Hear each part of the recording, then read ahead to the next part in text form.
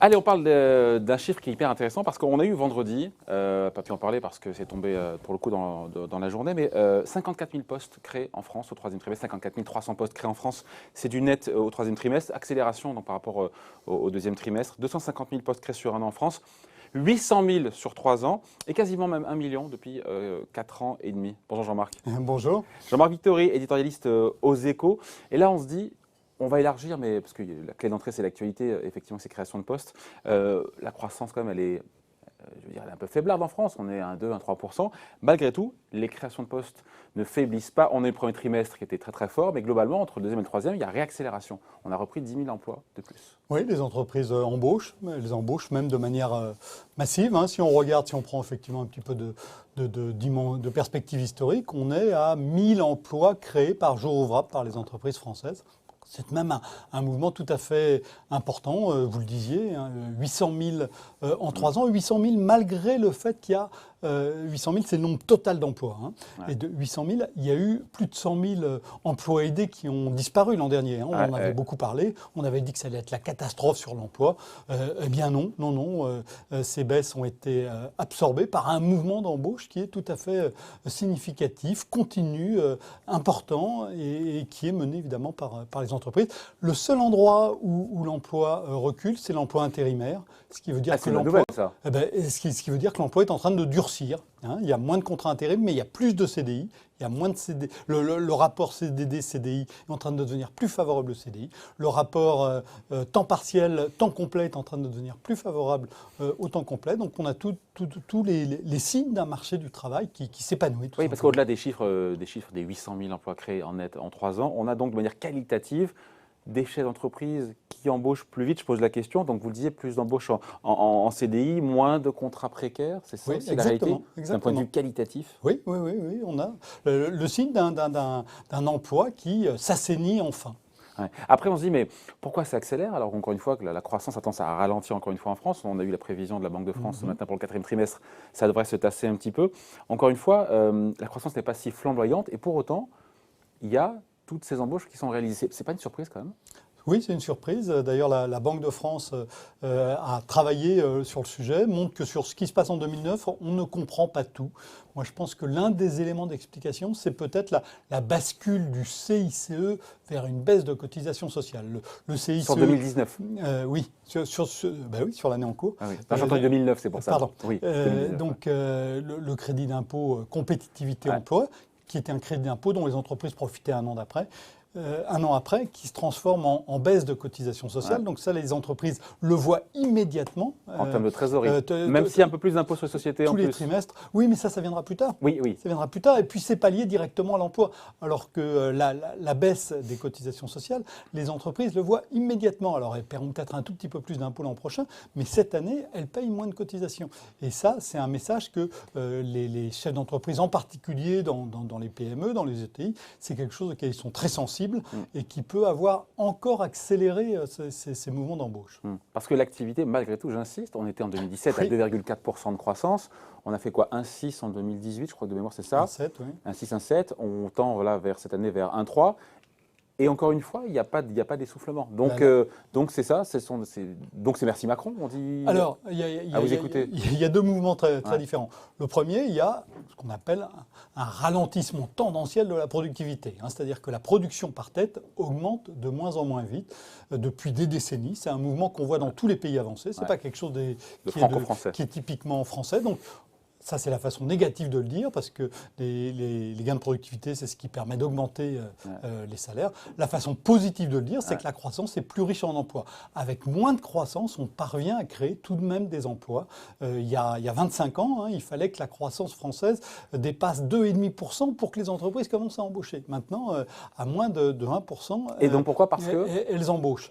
Parce que les entreprises améliorent moins vite leur performance productive. Et donc, si vous voulez produire davantage, il faut embaucher plus de gens qu'il y a 5, 10, 15 ans. Et donc ça, c'est la première grande explication. Et ça, c'est pas une explication qui est spécifique à la France. Vous disiez merci Macron. Non, là-dessus, ça, c'est pas merci Macron. C'est un mouvement qu'on observe dans toutes les économies avancées. Et encore une fois, qui n'est pas que favorable, parce que ça veut dire qu'il y a moins de ressources pour augmenter les salaires des gens qui ont un emploi.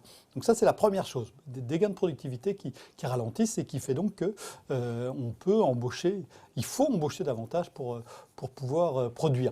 Le deuxième point où c'est merci Macron, c'est merci aussi Hollande, puis il y a un certain nombre de mesures qui ont été prises par François Hollande, c'est oui, un certain nombre de mesures prises par les pouvoirs publics qui aident cet enrichissement à la croissance. Il y a quelque chose qu'on entend beaucoup dès que vous sortez des grands groupes.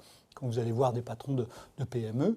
La réforme du marché du travail. Voilà, il y a une mesure qui est très contestée. Avec la barémisation des indemnités au prud'homme en cas de licenciement. Exactement, parce qu'il y a un certain nombre de chefs d'entreprise qui embauchaient et puis ils se disaient si jamais ça ne va pas, ça va me coûter très cher et je ne sais même pas combien ça va me coûter et ça peut durer 3, 4, 5 ans avant que je sache combien ça va me coûter. Donc on a vraiment levé un frein à l'embauche, notamment dans les PME. J'ai tendance à croire qu'il y a là un vrai effet, au moins psychologique, qui permet donc c'est aux encore un petit peu tôt entreprises... pour attribuer au président et à ces réformes économiques. Encore, il y en a, on l'a dit, réforme du marché du travail. Bon, apprentissage et formation, je pense que c'est un petit peu tôt pour juger, mais c'est vrai qu'il y a eu la baisse de la fiscalité du capital, transformation, on l'a dit, du CICE en baisse de charges. Pas là pour faire la promo du gouvernement, mais je veux dire, il y a quand même des mesures qui commencent à porter leurs fruits. Il y a un certain nombre de mesures qui enrichissent la croissance en emploi. Ouais. Moi, je pense qu'on est encore au tout début de leur effet. Je pense que l'effet de la barémisation des indemnités prud'homales commence à jouer de manière forte. Il y a d'autres mesures qui devraient jouer dans les années à venir. Enrichissement de la croissance en emploi, ça veut dire qu'avant, quand on faisait, vous le disiez, Jean-Marc, 1,5% de croissance, on crée beaucoup moins d'emplois qu'on en crée aujourd'hui. Oui. Après, effectivement, il peut être en CDI, il peut être moins précaire, mais est-ce que ce sont des bons jobs? Des jobs qualifiés, des jobs bien rémunérés, avec une bonne protection sociale? Ça, c'est le sujet. Parce qu'on parle de plus en plus de polarisation du marché du travail, avec des intermédiaires qui sont 10 ans, donc, qui se font ubériser, qui sont détruits au final au fur et à mesure, et soit des emplois très très qualifiés qui sont recherchés, soit des emplois peu qualifiés, emplois de services, emplois dans l'hôtellerie, le tourisme, la restauration. C'est une question absolument essentielle. Je pense qu'il y a un certain nombre de ces emplois qui sont des emplois qui ne sont pas très qualifiés, qui ne sont pas très bien payés. Mais ensuite, la question, c'est qu'est-ce qui est le mieux? Le chômage, qui est le mieux pour Voilà. Est-ce que c'est le chômage ou est-ce que c'est un emploi où on commence à mettre le pied à l'étrier, où on a des possibilités d'évolution, où on a même un revenu qui est supérieur à ce qu'on touche quand on n'a pas d'emploi? J'ai tendance à préférer la deuxième mesure, même si elle n'est pas optimale. Je pense qu'elle est moins pire que la première.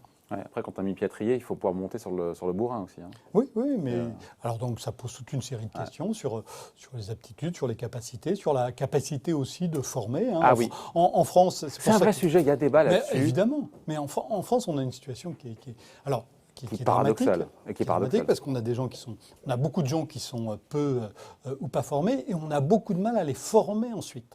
Hein. C'est-à-dire qu'en France, alors c'est le cas dans beaucoup de pays, mais en France plus encore que dans les autres pays, quand vous êtes qualifié, il est assez probable que vous ayez une formation, des formations régulièrement au cours de votre vie active. Quand vous n'êtes pas qualifié, c'est moins probable. Alors que c'est stupide parce qu'on sait parfaitement que c'est ces formations-là qui sont les plus efficaces. Ça renvoie à toute une série de choses, mais qui sont très profondes, hein, qui sont pas, c'est pas seulement le marché du travail. Si les gens qui sont très peu qualifiés ne veulent pas ne vont pas en formation. Il y a d'un côté parce que leur employeur ne songe pas spontanément à eux, mais il y a aussi le fait que quand on leur demande s'ils veulent bénéficier d'une formation, ils se rappellent qu'à l'école, ils ont été éjectés, qu'ils ont été éliminés du système, et donc vous n'avez pas envie de revenir dans un système où vous avez été éliminé. Ouais. Donc pour améliorer les questions de formation, il y a un travail en profondeur à faire, et ce travail-là, lui, sur la formation permanente, il y a eu toute une série de mesures qui ont été prises, mais pour aller au plus profond de ce qui empêche les efforts de formation de se développer vers les gens qui en ont le plus besoin, il y a encore beaucoup de travail. Ouais. Toujours est-il qu'aujourd'hui, vous signez un édito justement là-dessus, sur ce sujet dont on parle, et c'est vrai que ces 800 000 créations de postes en 3 ans, c'est une performance économique qui est remarquable, et ça ne fait pas les gros titres. On n'en parle pas. Alors, il y a eu chiffre INSEE, encore une fois, c'est ça. Oui, c'est la prévision INSEE, 2017, 2018, 2019. Alors, il y a eu des périodes où on a créé plus d'emplois, notamment 1998, 1999, 2000. Jospin, là. Voilà, les fameux 500 000, c'est ça, non? En fait, en 3 ans, on avait créé 1 700 000 emplois. Mais c'était une période où on avait des gains de productivité qui étaient beaucoup plus... on avait une croissance qui était beaucoup plus forte. Et donc, ça a permis on a eu 11% de croissance. Là, on a eu 5,5% de croissance. Donc, avec 5,5% 5,5% de croissance, on crée 2 fois moins d'emplois, mais en fait, c'est une performance qui est plus forte. Évidemment. Et donc, si on regarde même si on... Donc ça, 98-2000, c'est une période en fait extraordinaire, dont on s'est rendu compte ex post. Si on regarde en prenant des périodes plus longues, pendant les 30 glorieuses, l'emploi progressait beaucoup moins vite qu'il n'a progressé ces 3 dernières années. Exactement. Et donc performance remarquable. Performance remarquable, méconnue pour toute une série de raisons. On n'aime pas voir les bonnes nouvelles. C'est des chiffres qu'on voit petit à petit. On en découvre certains qui sont assez tardifs parce que c'est l'emploi global, ça intègre l'emploi public, donc les contrats aidés, l'intérim. C'est des choses qui sont assez compliquées à calculer, donc on l'a pas tout de suite. Et donc c'est des chiffres qui sont méconnus alors qu'ils montrent une réalité qui est assez différente de celle qu'on a tendance à raconter beaucoup dans les médias. Ouais. Après, pour le commun des mortels, qu'est-ce qu'on regarde? C'est le taux de chômage. Et le taux de chômage, malgré tout, malgré ces 800 000 emplois créés en 3 ans, les 1 million quasiment en 4 ans et demi, on est à 8,5% de taux de chômage. Alors le taux de chômage baisse, il baisse un petit peu, il baisse trop lentement. On va voir des chiffres, je crois, dans les prochains jours qui risquent Mais avec tout ce qu'on a dit, on peut être surpris de se dire qu'on a encore un taux de chômage à 8,5 alors qu'on a créé 800 000 emplois en 3 ans. Oui, mais on a beaucoup de gens qui arrivent... On a encore des gens qui arrivent sur le marché du travail. Et puis, on a aussi un problème, on revient à la question de l'information, on a même un problème d'inadéquation entre les compétences que cherchent les entreprises et celles qu'ont à offrir beaucoup de chômeurs. Donc, il y a un gros effort d'adaptation. C'est ce que nous a promis Muriel Pénicaud, on se quitte là-dessus, mais c'est ce que nous a dit Muriel Pénicaud en disant oui, mais avec notre plan de formation, dans la durée, on va justement monter en compétences et on va arriver à avoir ce hiatus entre les... Dans la durée, mais enfin, on est sur un chantier qui va durer des années.